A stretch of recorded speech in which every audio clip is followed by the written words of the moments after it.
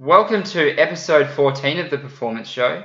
Our next guest is arguably one of the best tennis players of all time, being the winner of 24 Grand Slam singles titles. Margaret Court will join us very shortly on the podcast. I'd just like to say that I'm honoured and humbled to have Margaret come on the show. She's an all-time Australian great and legend of the sport. I hope you guys enjoy. Margaret, thank you so much for coming on. You're welcome, Lachlan. So let's bring it back to when you were a kid. What got you into tennis starting off? Well, I came from Albury, New South Wales, and I happened to live across the road from 24 grass courts there. And my family didn't have any money. We didn't own our own home, a car, anything like that. And a friend of the family saw me hitting up against the garage wall with the paling off the fence and gave me a big old racket. And at those early years of my life, there was quite a bit of alcohol in the family with my dad, not with my mum. And so my escape to the arguments and things in the home would be across to the tennis courts. And so there was a wall over there, and I'd go and hit over there. And there was a coach there at that time who saw me hitting, and I started having a few coaching lessons on a Saturday morning. It was about 40 cents back then for a lesson. And he had started to coach me. He saw some potential in me. So it would have been around about the age of 8 that I started. And and I loved all sports. I was a very good athlete. I was a very good runner, played basketball, good swimmer. But the population of Albury back in that time was only about 15,000. So it wasn't a big country town or city back then, but it had a lot of good tennis players. And we had 24 grass courts. So each weekend there was a lot of tennis, a lot of things happening. And so really, that's how I started out. You're right. And when you turned pro in 1960, when you turned pro, was there a high emphasis on sort of strength and conditioning, training with a coach full time, or was it sort of you could go get a part-time job or something like that to supplement what you were doing? Well, I from Albury, and I've had to leave Albury at the age of 15, and I went to Melbourne, and it was Frank Sedgman, who was one of our all-time greats. My coach from Albury said, if you're going to get any better, because I was winning a lot of country tournaments and schoolgirl tournaments, and he said, you'll have to go to Melbourne or Sydney. He approached a coach in Sydney, and he said, she's too skinny, too scrawny, she'll never make it. And he had Frank Sedgman and a coach that worked with Frank Sedgman a bit have a look at me. And Frank Sedgman owned a gymnasium. I was only 15, and there was no professional. It was all amateur back then. And so when I went to Melbourne, they had a look, said, we'll have to put her in the gym because she's very skinny. So I used to go into a men's gym 5 mornings a week before the men went in there very early in the morning. So I started to learn and to pump weights, and I started to develop a strength, and I was a very good runner. So I would run the sand hills, and at weekends we would go up into the mountains and run and train. Then in Melbourne, it was very cold in the winter, and I'd have to be up very early training. And Frank Sedgman owned a factory there. He gave me a job in the office. So I had to board back then. You didn't have any money or anything. My family didn't. So everything was just very difficult. But I was very fortunate to have very good people. And then Frank Sedgman said, come and live with our family. They had 3 children back then. And so I started to get with families, and they started to help me. And I had very good people behind me who believed in me more than myself, because I was very shy. I had an inferiority complex. I didn't really believe in myself, even though I loved the sport so much, and I was very determined. But they saw something in me, so they really sowed their lives into me. And I think I believed in them more than they believed in me. And I had very good coaches who had lovely style. When I was in my hometown, I learned to play on grass, so I learned to serve volley. And that's why I became probably one of the best volleyers in the world, and I loved it because they would, when I was little and playing, the men would allow me to play with them. And so I used to think I had to play like them, I had to serve like them, I had to volley like them, or they may not allow me to come and play with them.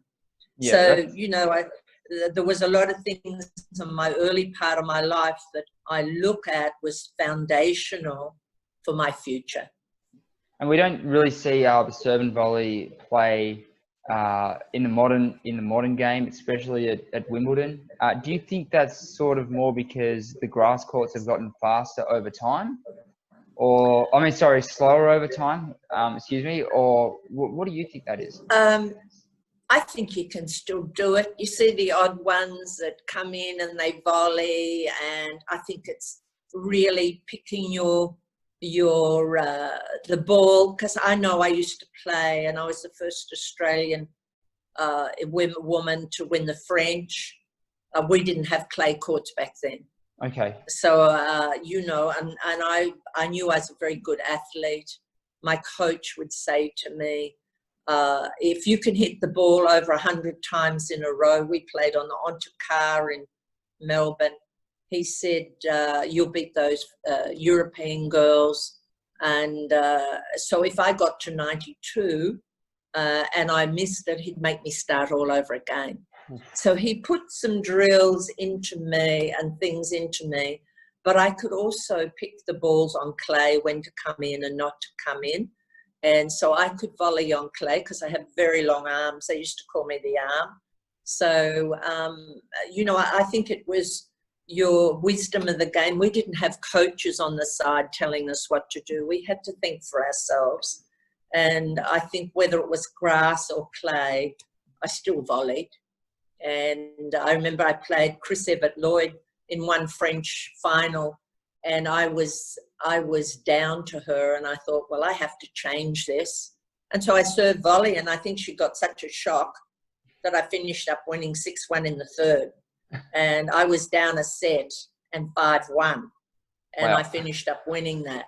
So, you know, I think it was your personality, your all-round game that you could use. And I think on these all-weather courts, you know, sometimes you see them faster some years and slower other years, and I think you could use it on that too. Did you have any support from, well, now I don't know if Tennis Australia had formed as a federation, but was there any sort of national support? Well, my first trip overseas, when I won my first Australian Open when I was 17, and they thought I was too young to go overseas then. So they kept me home another year to train and just to develop. And then I went in an Australian team. I went in 2 Australian teams. So I went in a women's one in that first year. Then I travelled with a chaperone. And then I went also with a mixed team with John Newcombe and Tony Roach and Leslie Bowery. So we went away in a team then too. That was in those early years, the amateur years. So playing in the Grand Slams, I mean, on multiple occasions at different Grand Slams, you won the singles, the doubles, and the mixed doubles. And what you see today is you see players only playing one event. Do you think that's sort of more from a physical aspect? I mean, how did you sort of recover your body for all 3 events? Well, I think I was so fit. I was probably one of the fittest people in the world at the time. And I used to find, you know, today they go out and they practice for 2 hours on their day off. We would play doubles or mixed doubles. If we had the rain, it'd push all 2 or 3 into the one day. But I think we had our seasons of training, but those you became very match fit. and you didn't need to practice so long in between. I think the matches were more important than hitting the ball up and down the court for 2 hours a day or something. You became confident in that. Yes, if there was something going wrong in your game, you would go out and try to adjust it. But you knew that you were very match fit in that. And I think back in those times, it was something we all did, whether you're a man or whether you're a woman. You played in 3 events in those amateur days, and it was expected of you to do that. Yeah, you don't see that very often now. To play in 3 events, it's kind of a rarity.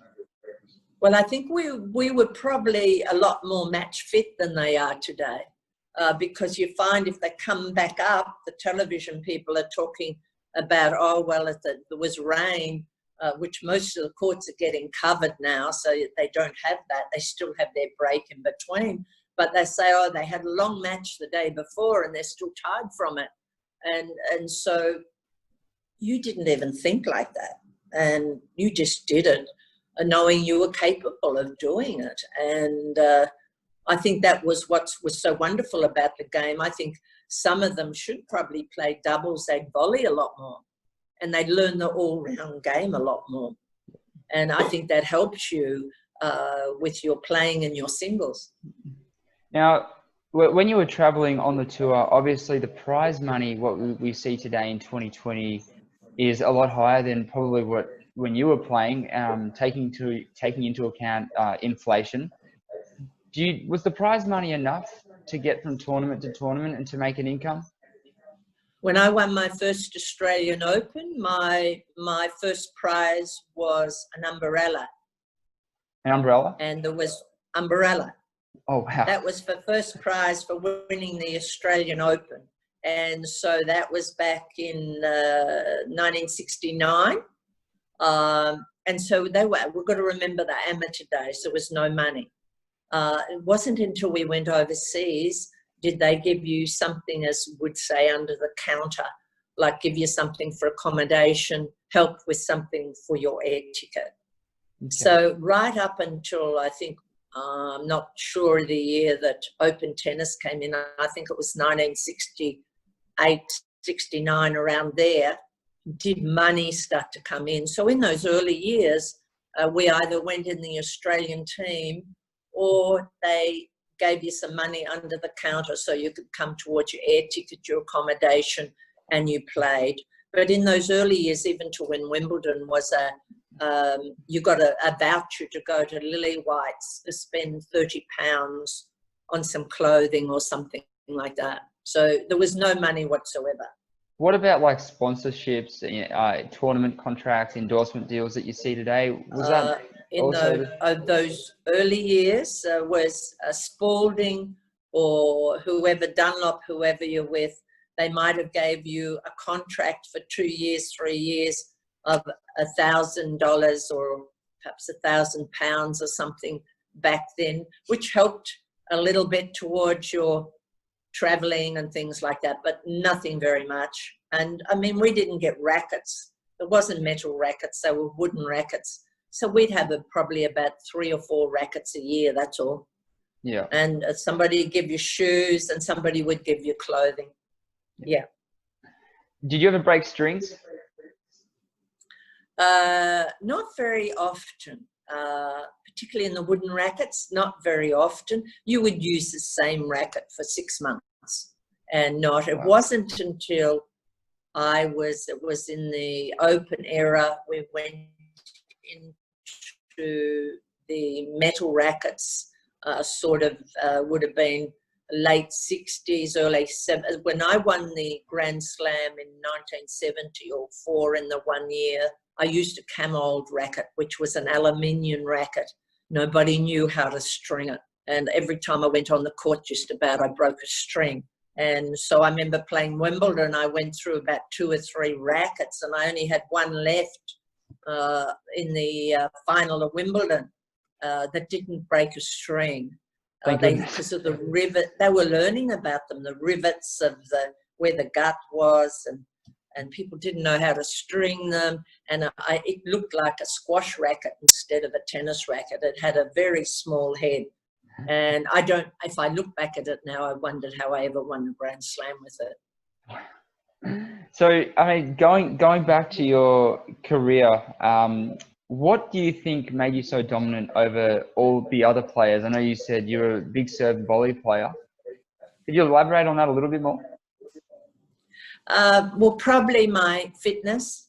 I think my stamina, I could play a lot of tournaments, and I really didn't know when to take a break.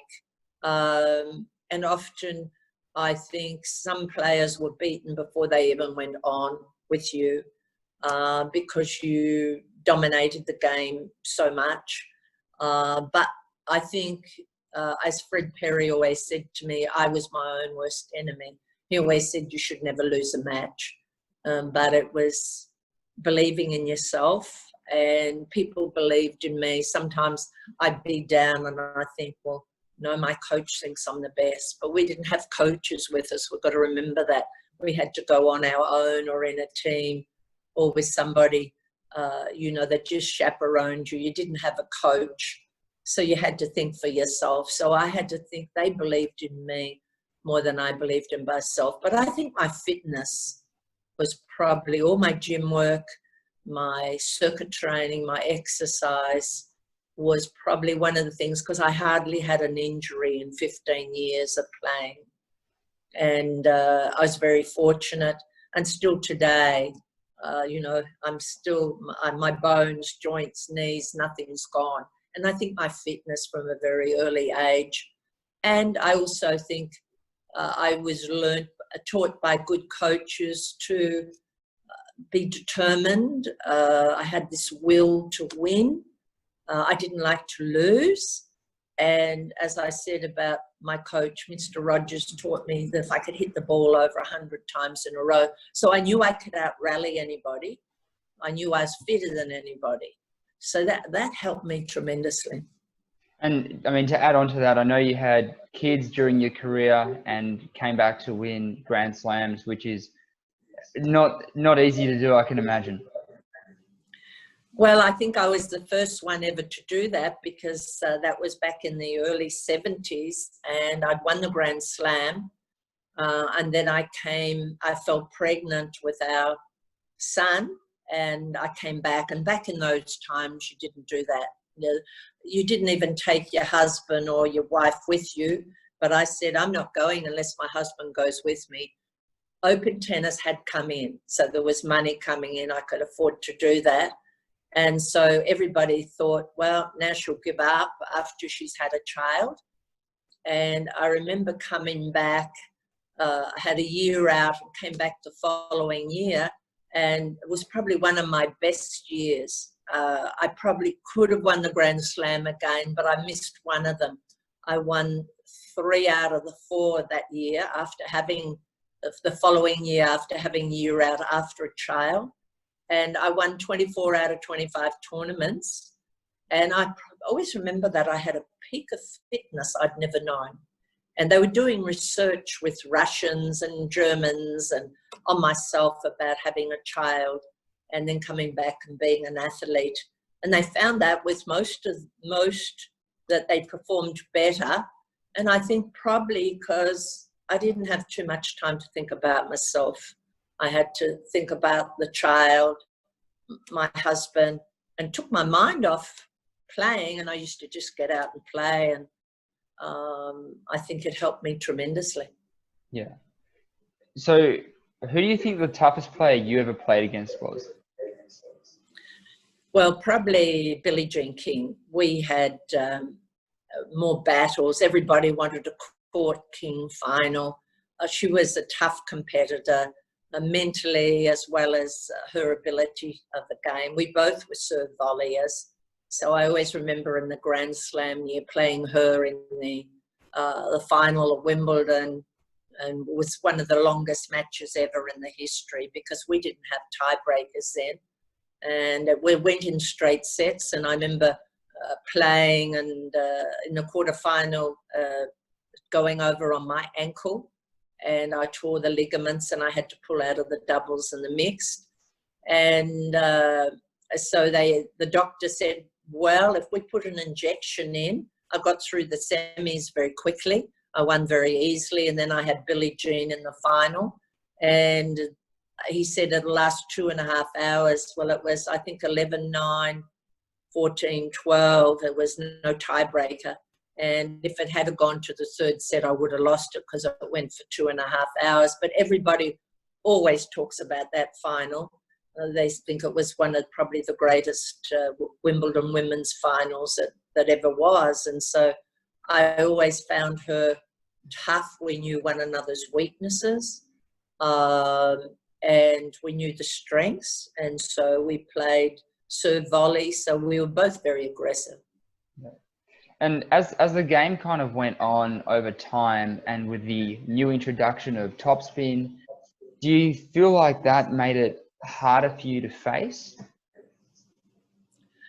No, not really. I think it's very interesting in this time. You notice the slice is coming very much back. Yes. That's something we used tremendously, was the slice, and we were more flat. And I think being a volleyer, it wouldn't have worried you so much. And I think the metal rackets make that so much easier to be able to do that. And I think now, I don't know, it's mostly rallying off the ground. They're not as aggressive as we were back then.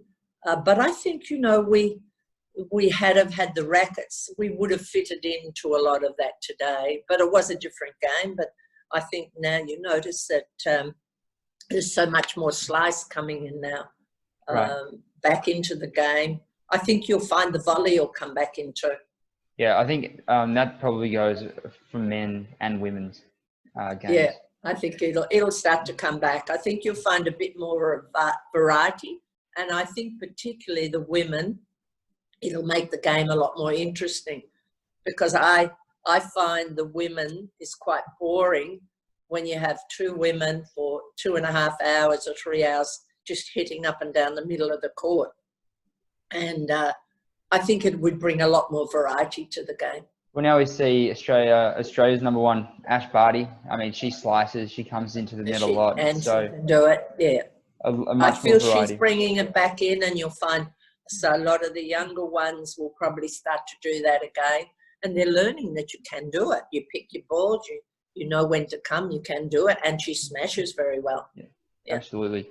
What do you feel like is, I mean, you probably have a lot of them, but your most memorable moment, your highlight?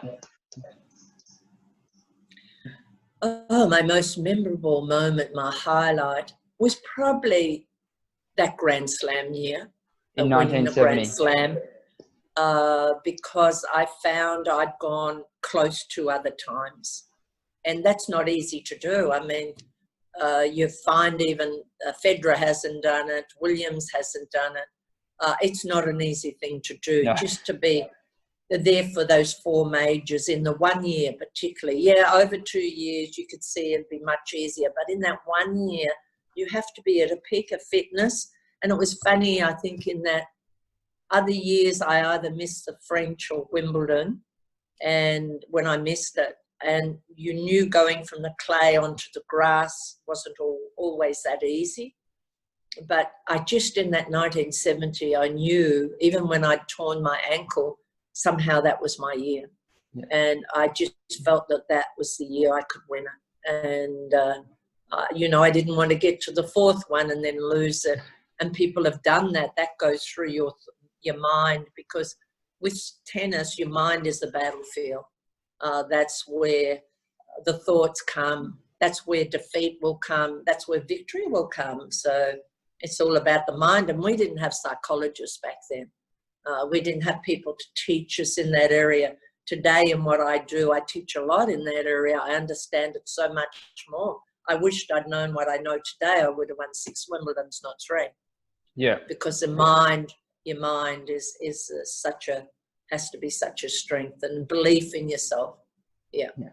And when you see different sports, not just tennis, and players get to the age of where they want to retire, they retire, but they don't really understand where they want to go for the rest of their life. You started a church. Is that something that you wanted to do during your career, or is that something that you wanted to do after you retired? Well, I didn't know I'd ever be going to doing it, and I gave my heart to Christ when I was number one in the world in tennis, and that was, and I came back in for probably 4 or 5 years. I always knew there was something more than me, and I'd go to church on Sundays. I was a Catholic background, but I knew sometimes I'd say, God, where are you? Or God, I need help. And I was a praying person even from my background. And I just thought, I want to know you. And it was probably, I went to America, I think it was in that year of 71, and somebody gave me a little book about accepting Jesus as the Lord of my life. And I thought, I read it, it didn't mean much, but I came back to Perth, and a friend of mine, I said, you look different, what's happened to you? She said, I went along to a meeting and gave my heart to Christ. I said, that's interesting, I just read a book on that. So I went to a meeting, and one of those meetings that I gave my heart to Christ, and I knew at that moment when I did that, when you believe in your heart and confess with your mouth the Lord Jesus, I knew to be absent from the body, be present with the Lord. I knew if I died, and I went back into tennis for 4 or 5 years, knowing that I didn't know anything about the Bible. And it wasn't until after tennis that I went through a time where I had 4 little children. I went through a time of depression, and I had a torn valve of the heart. And I finished up thinking, well, what am I doing? Where am I going? Got a great husband, 4 beautiful children. God, I didn't know. I didn't want to be on medication for the rest of my life. And I went to Bible school. And for 2 years in Bible school, by the middle of the 2nd year, my heart was healed. Depression had gone. Fear had gone. And my life changed. And so I still didn't know I was going to be a pastor. It wasn't until probably 6 or 7 years after that, I was just doing the dishes and that in the kitchen. And somehow I just knew somehow I was going to be pastoring a church. And God showed me the photo of 2 men I went through Bible school with. And I said, look, this is what God's given me. Go pray about it. And that's how we started that 25 years ago. And it's just grown. We're in 20 nations now and missions and all around the world, and Bible training center, and, all sorts of things are happening through it. So I didn't know back then when I was playing tennis, but one thing I always knew, Lachlan, was that my gift as a little girl was from God. People used to say to me, why are you so good? I'd say it's a gift from God. And I did. I always honoured, even the press would say that. I'd say it's a gift from God, because I always knew that. So that was always part of my life, but never knew I'd be doing what I'm doing today. And it seems that you're really busy with the church and the church community. Do you ever have time to go and play tennis? Well, I played up until probably about 3 years ago. So I kept playing just for exercise, but I still tried to play like I was 40, and after I'd finished playing, I'd be stiff and sore. But I thought at the age of, I think it was about 73 or something, I thought I'd change my serve. And I shouldn't have done that because I hurt my shoulder. But so it's fine now, but I haven't got back into it. But I walk a lot and I do exercises and I try and keep myself fit.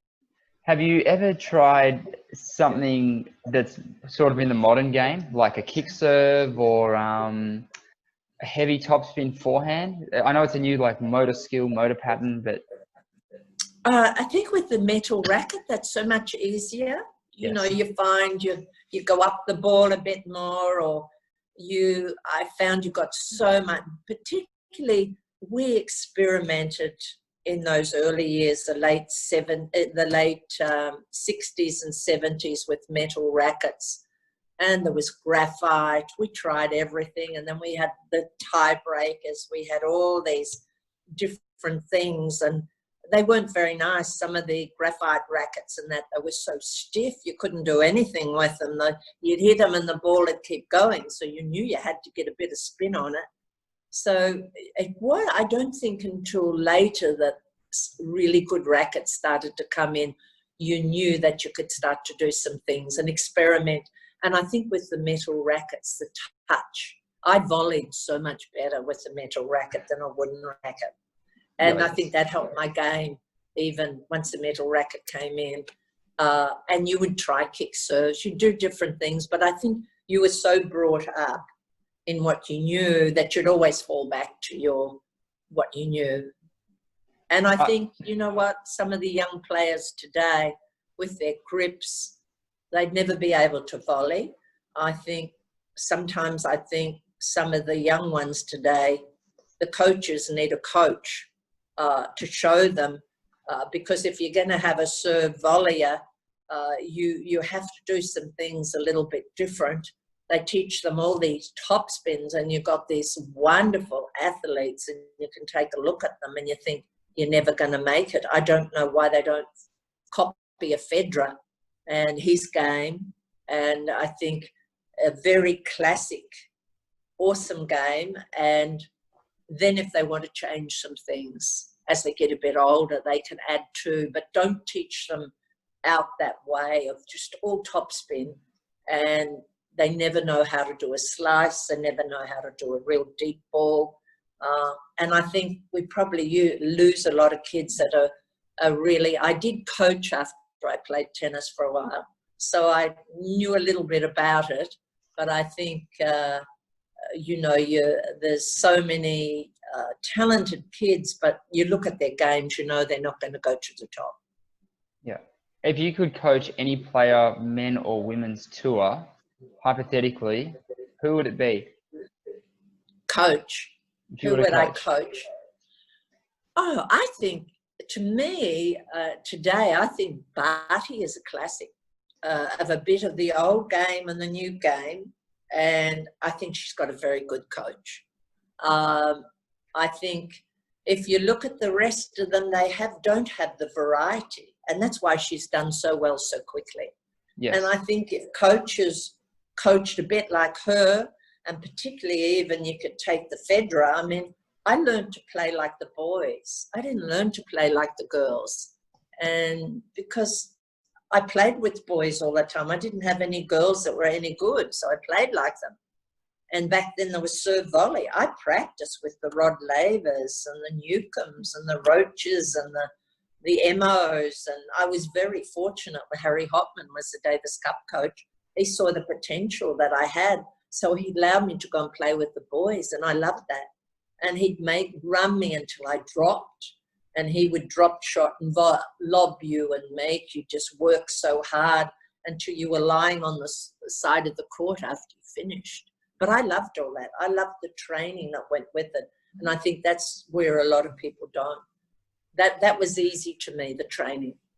Now, if we look at a player like Serena Williams, so she's won 23 Grand Slams. That's one less than what you've won, and she's playing for a 24th Grand Slam course at the US Open in a couple of weeks. If she wins, she'll equal your record. Is that something that you think about? I don't really ever think about it, and I think if you're good enough to do that, you deserve to do it. And I know how hard it was to get to that in my life. But the thing I've got to remember too is I didn't know how many I'd won till I finished. I never counted them up, and I never counted the doubles and mix. It wasn't until John Barrett, who was when tennis got bigger and he did a lot of commentating on television, that they started to do statistics and who won what and what. I didn't know what I'd won. I'd never thought about it, never added them up. It was just another slam or another victory to me. And I think if you're good enough to do that, well, you deserve it. And I think you look at Djokovic, you look at, I think, what's his name? The Spanish guy. Nadal. Nadal. I think they're all looking for how many Grand Slams. And I think even if Federer would love to win another Grand Slam, I think they're all looking at that. Yeah. If you were to play Serena, let's just say that you're in your prime, using modern strings, modern racket, how do you think the match would play out? I don't know. I think she's at the power, but I think back in my day, I had the power. That's what they would talk about. I think from fitness-wise, I'd say I was probably fitter than her. Volley-wise, I feel I'd probably be a better volleyer. I think her serve is very, very good when it's working. Yes. I don't know. I always say I think Leva and myself would have come up another level in everything you have today. I would have loved to have travelled with my friends around me and a coach. Just everything. We stayed in some of the most horrible places when we were playing. And I think what we did in the circumstances and the conditions that we had, I think the Aussies did wonderfully well. Yeah. And how do you think the game has sort of changed as a technical perspective, physical, mental, tactical, compared to when you played? Well, it would have been nice to probably had somebody that would know more about the mind, and you learned how to train that mind, to discipline that mind more, to understand the mind so much more. As I said earlier, I think I probably would have won a lot more. I understand it so much more today. I think technically, I think, they're examining. You could watch yourself, go back over a video or whatever, and look at yourself, where perhaps your weaknesses are. All the technical side is so more accomplished. You'd have people watching matches, knowing the weakness of others. We had to read that play for ourselves. We had to do so much. And sometimes I think it's too over technical today. They don't have to think for themselves. And when they get in a hard place, they don't know how to handle it. Yeah. Oh, Margaret, thank you so much for giving up the time and coming on. And it's a huge honour for me to speak to a great champion and an Australian legend like yourself. And I hope to meet you at some point in life. That would be amazing. But I wish you nothing but the best in all that you do. And I hope that you can get out on the court a little bit more. Oh, well, I keep fit, Lachlan. So where are you living in America?